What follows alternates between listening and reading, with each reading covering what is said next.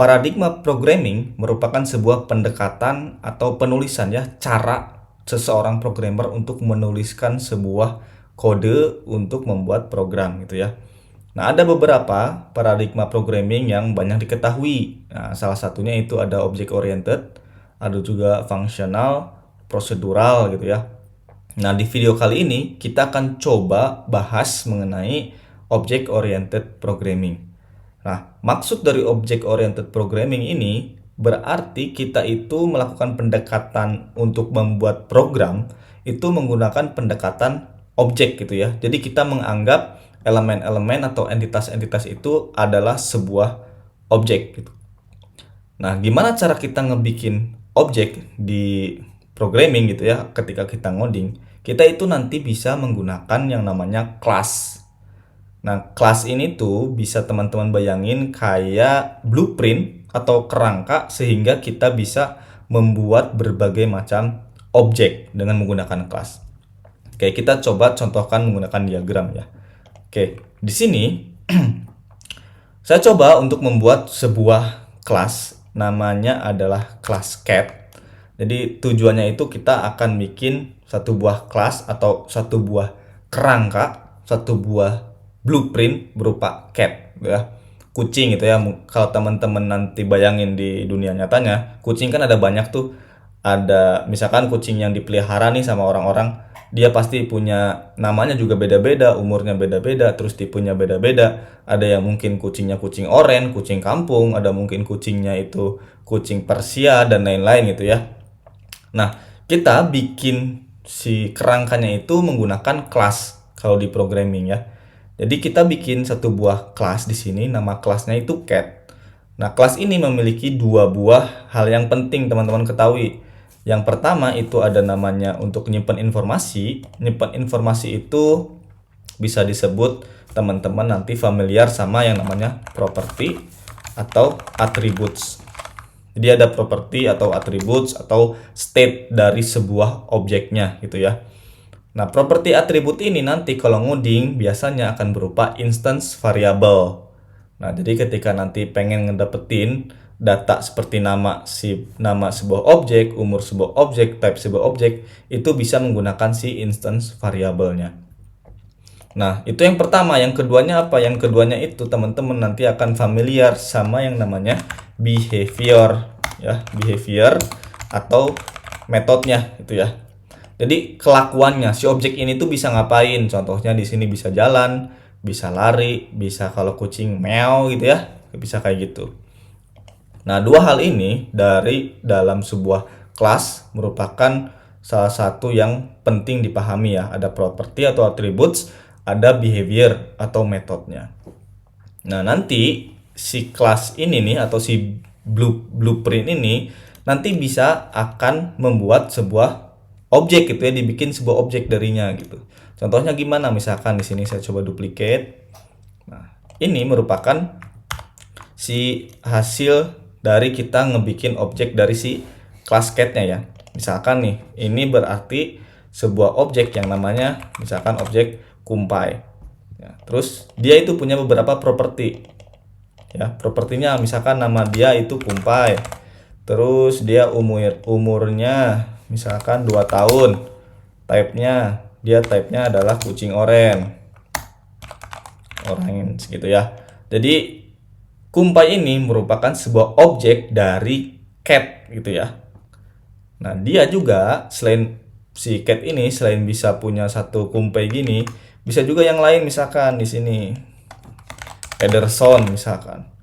Nama dia Ederson. Terus age-nya dia juga bisa ganti. Age-nya nggak cuman 2 tapi bebas misalkan 1. Terus type-nya misalkan dia Persia gitu ya. Nah, si cat ini dia merupakan kelasnya atau blueprintnya atau kerangkanya dari objek-objek seperti kumpai, objek-objek seperti Ederson gitu. Jadi kita bisa bikin beberapa objek menggunakan kelas si cat ini. Nah, gitu contoh simpelnya ya. Nah, terus kalau misalkan kita masuk ke codingannya gimana? Nah, di sini gue coba pakai Ruby aja ya, karena biar lebih gampang dari sisi sintaksnya. nanti teman-teman harusnya bakal lebih memahami karena dia gampang banget sintaksnya gitu ya. Oke. Untuk membuat kelas di Ruby kita tinggal bikin aja di sini kelas. Terus kita di sini tinggal bikin nama kelasnya. Nama kelas itu biasanya pakai kapital huruf awalnya. Misalkan kita ambil contoh tadi yang cat, ini berarti cat, terus kita tutup n. Nah, ini berarti kita baru bikin nama kelasnya. Nah, terus kan kita ngomongin tadi blueprint ya atau kerangka. Nah, ini tuh kalau misalkan di bahasa lain biasanya disebut constructor. Kalau di Ruby itu disebutnya initialize. Kayak gini. Nah, terus yang tadi juga sempat gue obrolin mengenai propertinya atau attributes. Nah, ini tuh bisa pakai instance variable. Misalkan name-nya kumpay. Terus di sini age-nya misalkan 2 sama type-nya kucing oranye gitu ya. Oranye kayak gini. Nah, ini kita udah bikin satu buah kelas yang memiliki 3 properti atau attributes. Ada property name, ada age, sama type. Nah, propertinya ini biasanya direpresentasikan menggunakan si instance variable. Kalau di Ruby pakainya add gini. Nah, sekarang kalau misalkan kita mau ngebikin objek dari kelas cat ini, gimana caranya? Kita bisa nge-instantiate si kelasnya. Jadi kita bisa bikin di sini satu buah variabel, misalkan kumpay kayak gini. Terus kita assign dia cat new. Nah, cat new ini berarti dia akan ngebikin sebuah objek dari kelas cat gitu ya. Nah, terus kita sekarang misalkan pengen tahu nih info dari si cat ini apa aja. Kita misalkan mau munculin ya puts kumpay inspect ya. Ini save. Terus kita jalankan ruby main.rb. Nah, ini kelihatan nih ya. Dia kelihatan name-nya atau property name-nya itu kumpay, terus property age-nya itu 2 sama property type-nya itu oranye. Nah, tadi kalau misalkan dilihat di diagram, ini kan dia bukan cuman satu doang ya, tapi ada yang lainnya bisa ngebikin beberapa objek menggunakan satu kelas aja.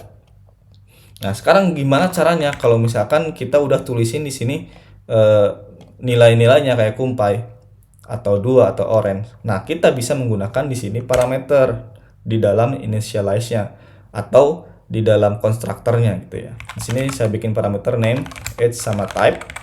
Nah, di sini kita tinggal ganti dari parameternya. Name ini ganti jadi age, ini ganti jadi type.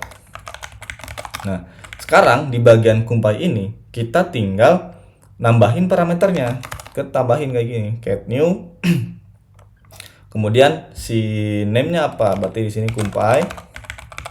Kemudian di sini age-nya berapa? 2. Kemudian type-nya apa? Oranye. Save. Kita jalankan lagi. Ruby main.rb. Nah, masih sama ya. Nah, sekarang kita pengen nambah objek baru, bukan cuman objek kumpay. Kita di sini tambahin lagi misalkan objek tadi apa? Ederson. Ederson dia modelnya itu namanya berarti Ederson, terus dia age-nya 1 sama type-nya dia Persia. Nah, sekarang kita inspect lagi, bukan si kumpay tapi si Ederson. Inspect, kita jalankan. Sekarang muncul 2.